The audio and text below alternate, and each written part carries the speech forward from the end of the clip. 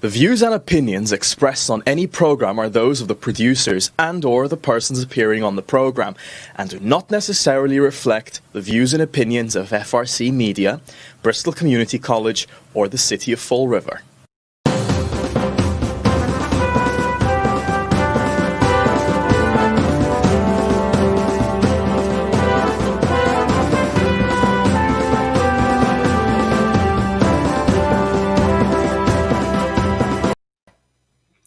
Well, hello. Welcome to Spindle City Straight Talk. I'm Chip. And I'm CJ. And it is Wednesday in the Riv. Oh, what a day it's going to be. What a day. Yeah, it's going to be a great day, huh? It's supposed to be in the 70s today, so it should be a lot warmer than it's been. I know. They said it's going to be a really, really good day, and I guess we had a shooting in the city. Yes, we did. Reared its ugly head again, eh? Hey, nothing new, that's for sure. Well, it was a gun battle, I guess. I don't know. One guy pulled a gun to hold the guy up, and from what I read, and then the other guy pulled the gun and chased him around and emptied a clip. And so again, another great endorsement of life in the Riv here. But he was walking around with a backpack with a gun in it, I guess, holding up people. So I don't know. That's the way it is. But I guess we got to deal with the political football of the day. Commander COVID has to give us the numbers. Yes, the numbers. As of yesterday, Massachusetts had 125,866 cases. New cases for yesterday was 143. Total deaths was 9,118. New deaths 11. Bristol County had 9,826. Fall River had 5 cases for an increase to 2,074 in total. We remain at 132 fatalities. And thank you, Mayor, for removing the link to the state website so that we can now share your information. Because when it was the link to the state website, all you could share was the link to the state website. It was crazy. It drove me nuts. Yeah. Well, again, the COVID has become the political football again, and they mishandled it, they did handle it, they didn't handle it, and but any similarity of actual, the total picture is purely coincidental because nobody's dealing with the fact that, how many deaths were caused by governors ordering COVID patients into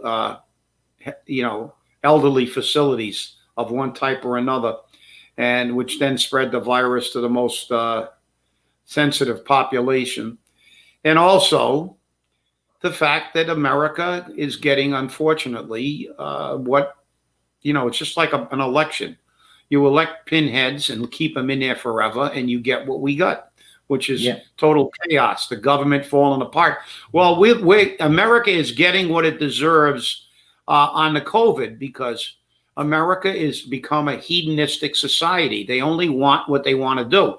So we're probably the worst country on the planet Earth to obey the precautions. I mean, even though they told them to separate, keep their distance, whatever the, social distancing is the most critical thing. And what did they do? They filled the beaches of Florida, college frat parties, movie stars having giant parties in their mansions. And then you wonder why it's spreading. I mean, this is almost like, half of COVID comes from self-inflicted wounds because of a society just refuses to not do what makes them happy, in spite of what the medical experts say. Nobody can handle this because Americans are just spoiled. They're just spoiled. It's not only that. It's not only that. They're also, the public and the press, especially the media, is applying blame to why this is going on. We've got 200,000 cases that have died across the country, and that's the president's fault. Why is that the president's fault? The president had no authority over the states. That was the governors that decided how the states were going to handle COVID. The president just made the money available, and he may not have made it available rapidly enough for them, but it was made available. And I'm not defending the president, but I want to place the blame where the blame is to be placed. I don't place the problems in Massachusetts with COVID on the president. I place it on the back of Charlie Baker. That's who it belongs to, because he's the one that set up all the restrictions. He's the one that keeps carrying it out, and he's the one being called into court every time he turn around, and he just doesn't understand it. He just doesn't understand it. Now, whether that's hedonistic or not is irrelevant. The fact of the matter is he's the one to blame for any irresponsible activities that go on, because he has not enforced his own orders. Yeah, well, there was something about Charlie this morning, because I guess the restaurant owners are there trying to lobby the legislature and him about the fact that there's no outdoor dining will be a thing of the past very shortly due to the weather. And they need some of those restrictions to be relaxed so they can make a living. They have a total disregard. We read that opinion from the Pennsylvania judge. And look, the fact is that these politicians, all they do is do what's beneficial for them. It's almost like they want it, and you're not defending anything. We're trying to put the blame where it belongs. And these states, that blue states that ordered, look, nobody talks about Cuomo. Cuomo signed a directive. He's lying his butt off, but that's what politicians do. Therein lies the destruction of the nation. Not only with COVID's just an excuse. I mean, look, you're going to blame the president.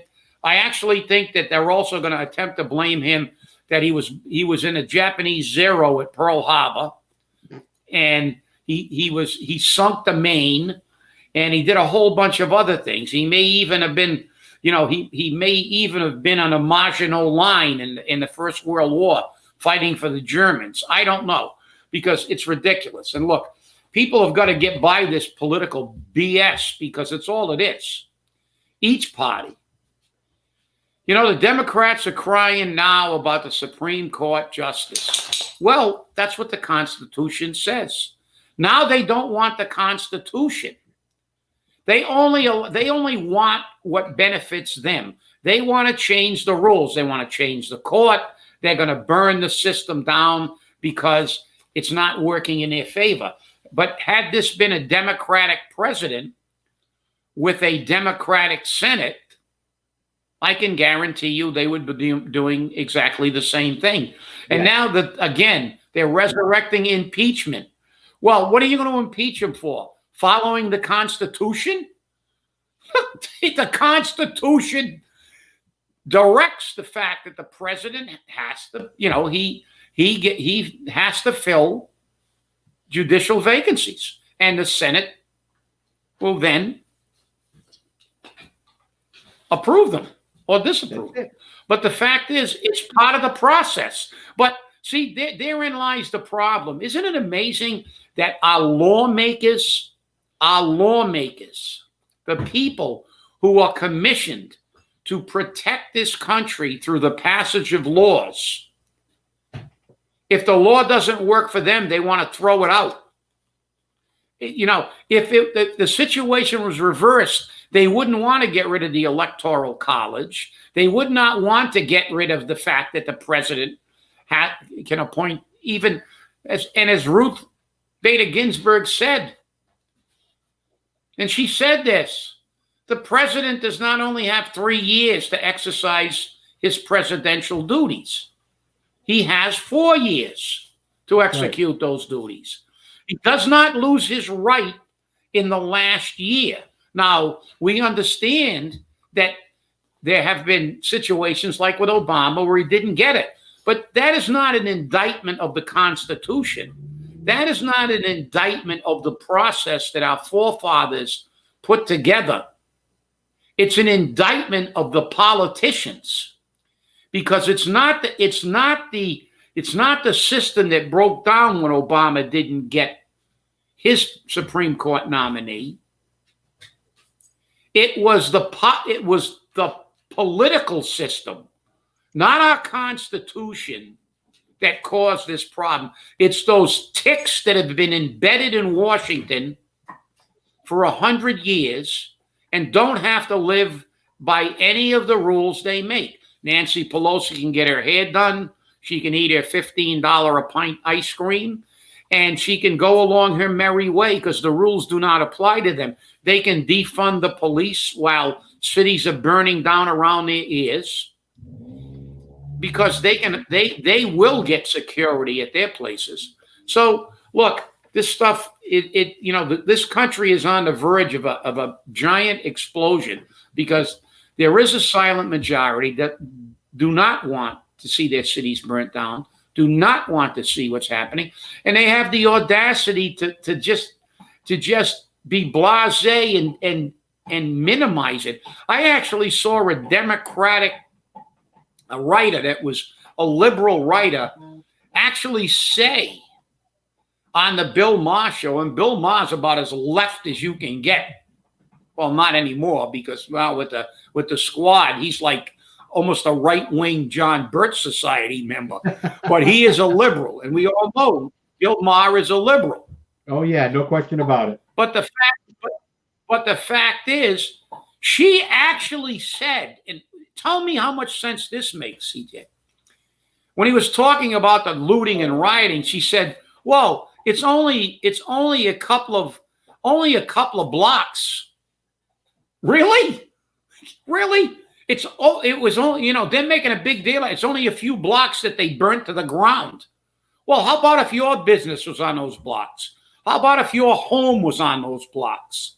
That doesn't matter? Oh, we're going to diminish it now because it fits our narrative. Well, guess what? After they've burnt everything down and destroyed everything on those 2 blocks, where do you think they're going? To the next blocks. That's it. You can't allow this kind of stuff to happen in a society.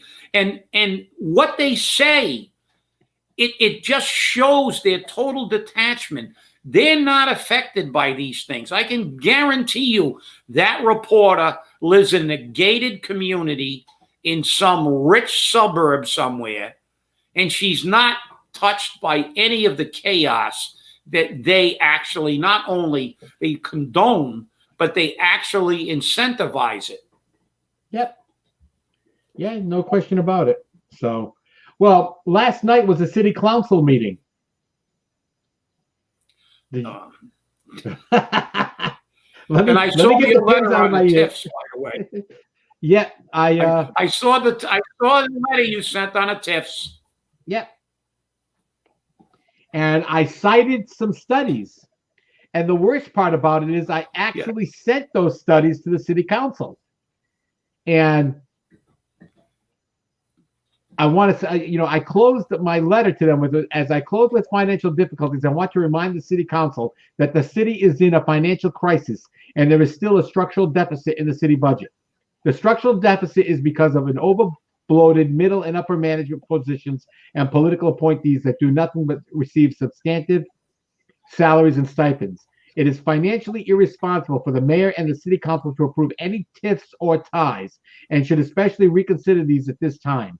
The businesses and developers that are already working and developing their projects will do so without the tax incentive, and Fall River can no longer afford them.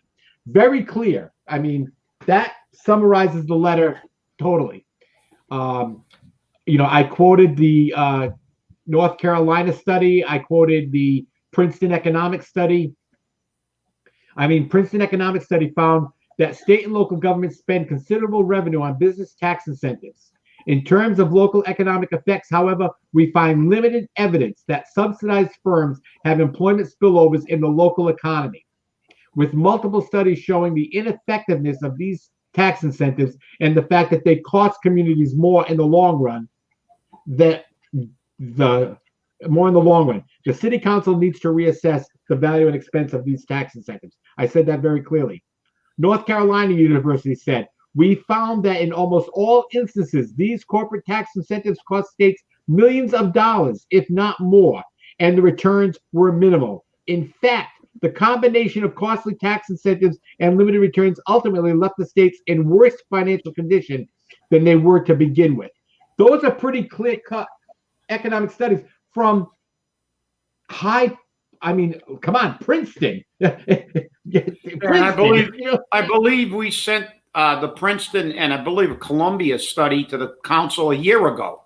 That's or right, maybe more than a year ago, and you're reiterating it. But you see, therein lies the rub.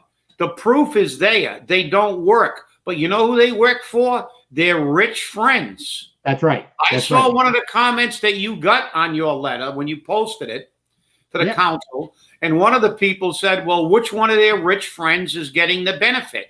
And therein lies the problem. This is not about helping Fall River. This is about helping multimillionaires and subsidizing them. You don't tell me that these groups don't have enough money to build and do what they want to build, because everything they do is a tax write-off. They're going to write it off anyway. But no, we're going to get a TIF. We're going to let them do it for free, basically. Because you know something? All the construction and all the stuff they do, they're going to write it off on their taxes and not pay taxes. And that's the way it is. And guess who pays the taxes? When are one of the people of this city going to wake up? Wake up. Burn those councilors' phone lines down. This is about taking care of their rich friends, just like Nancy Pelosi does, just like the Hollywood actors do, that can live in their own gated communities. This is about taking care of the rich guys, because it doesn't do any good for the city. Look at it. We've been giving out TIFs. God, I can't even remember. How much good has it done Fall River? Look around. According to Ken Fiola, the first TIF was given out in 2003, 2005. And the first one was to Lido Lear. Yeah. Lido Lear. And where's Lido Lear, by the way? They're gone. Oh, okay. I just wanted to double check to see if I was hallucinating when I drove by the building up there and there's nothing there. So Lido Lear is gone. How many businesses have we given TIFs to that are gone? Most. How many jobs did they actually bring to Fall River? Few, if any. We know that. The studies show it. Everything says you should not be given TIFs. If you want to invest in this community, invest in this community. Spend some of your millions. And remember, taxpayers, when they get a TIF, you pay the bill. We pay it. That's right. We pay it. It's not like, well, we're just not going to let them pay taxes. Well, guess what? Those taxes have to go into our tax classification. And when they do the 2.5, somebody's got to pay that, because it's about what our tax base is. And our tax base, they're still in the tax base. They're not paying it. So guess who's paying it? Everybody who's a taxpayer, please raise your hand, because it's you. And you wonder why? That's right. We're all, all the taxpayers, raise your hand, because we're taking it. And that's it. Yeah. Wow. Here we go. Wave both hands. But does it do any good? No, because it's the cabal, the rich cabal. And I saw a couple of the comments that were on your page, and they were all basically saying, who's getting these benefits? Are they giving some poor guy that's opening up a mom and pop business, or he's going to open up his first business in this and to try to incentivize them? No. Just look at the history of these TIFs. These TIFs are given to big companies who are probably giving people a few presents on the side, all their rich friends from the area. We know the names. We don't have to go over the names. We know who's always in the back, either financing the project or if they've got their fingers somewhere in this pie, and they always get it. And, you know, Columbia, Princeton, North Carolina, you know, the thing is that Jesus Christ could come down from the heavens and appear at the city council and say exactly what you said, and they'd still give the TIF out. And that's what they did. And that's the reality. And that's what they did last night, except for Michelle Dionne and Christopher Peckham, who voted no. But what really bothered me was the fact that Sean Kadim said he would normally vote no on a TIF, and he doesn't believe in TIFs. But after Ken Fiola came down and spoke to him, he brought him back to center, and so he's going to support the TIF. Don't give me that excuse. You were going to support him in the first place.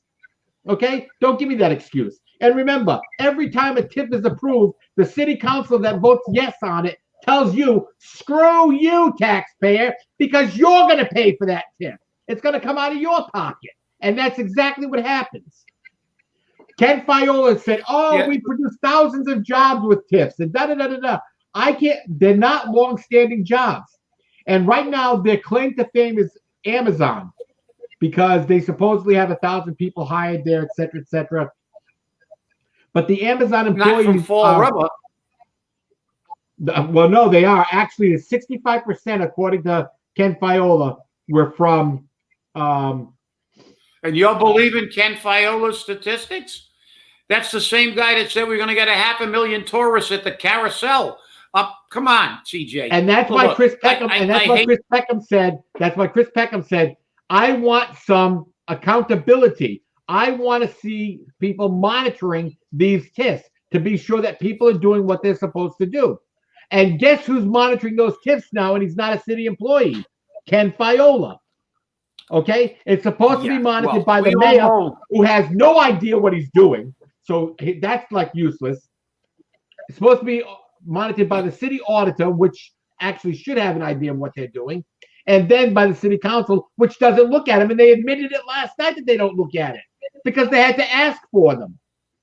And Cliff Ponte turned around and said, "Oh, well, they get sent to the city council regularly." Well, where are they? Where are they? They went in the file.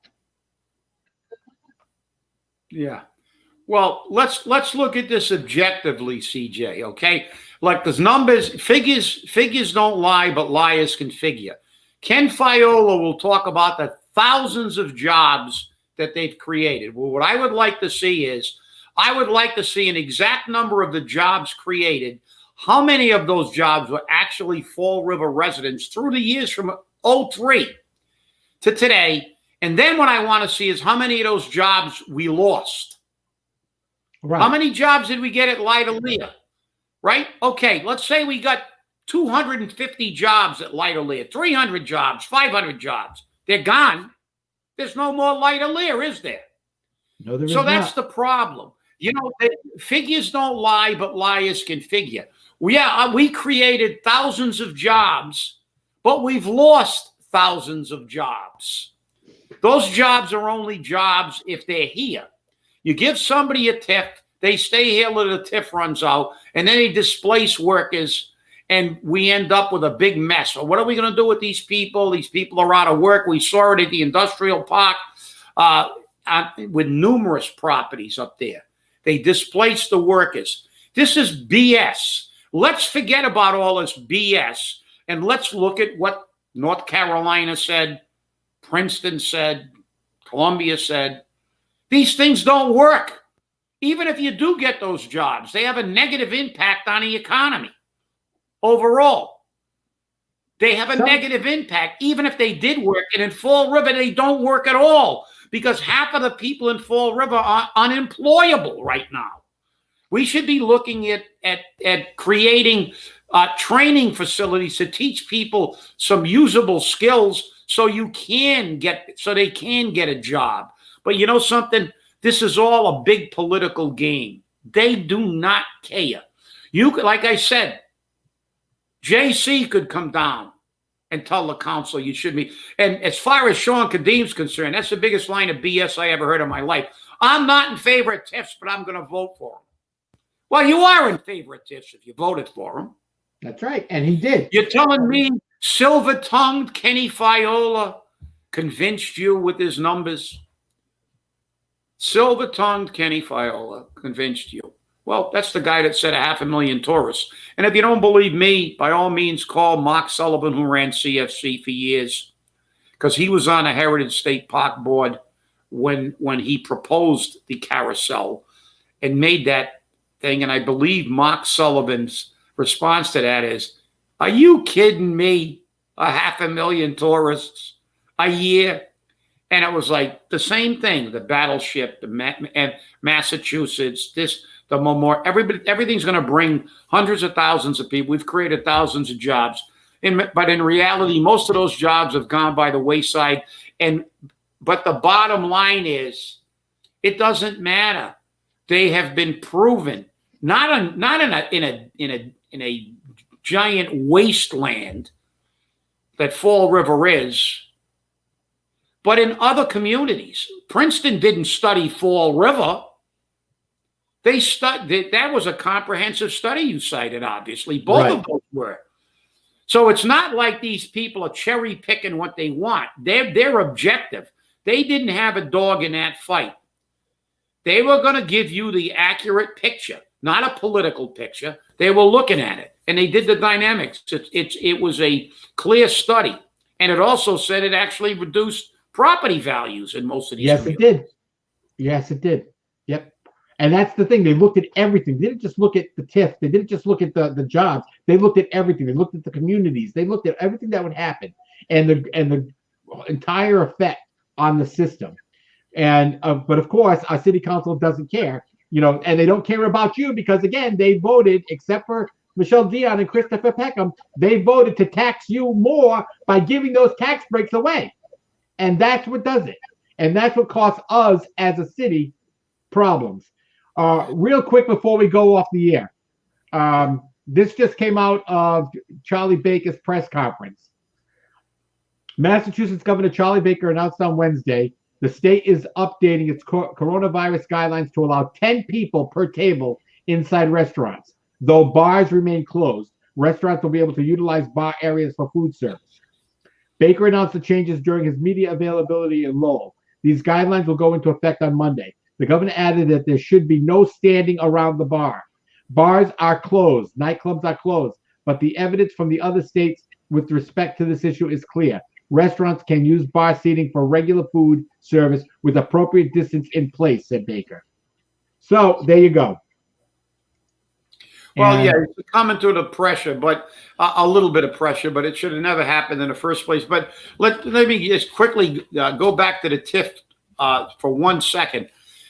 People, remember, look at TIFs as the city council just did an end run to increase your taxes. They will tell you that you're 2.5, you're being taxed 2.5, but your 2.5 becomes a greater piece of the pie because the tax base was increased and you're picking up the tab. So remember this, every time they give out a TIF, they're raising your taxes. And I think actually, CJ, did we not do a study when we were looking at the debt override for the school? Did we not have the numbers on actually how much your taxes increased because of the shift in taxes from businesses and TIFs? Yes. And it was substantial. So remember this, people. Do not let them, and kudos to Michelle Dionne and Christopher Peckham for having at least the courage to stand up for the taxpayer. And that's what we need. That's truly what we need. Well, it looks like we're going to be coming out of this. One last note. The mayor just sent this out that there is a regional U.S. Census Bureau hosting last flash census event in Fall River Thursday and Friday ahead of the September 30th deadline. So be looking for more information on that. Right now, I want to thank you for inviting us into your home. It's been great to be with you. Please remember, stay safe and stay angry and blow up those phones of your city councilors and let them know you do not support these TIFs and you do not support the increases in your taxes. Let them know and tell them in November, you're gone. Thanks for watching. Have a great day.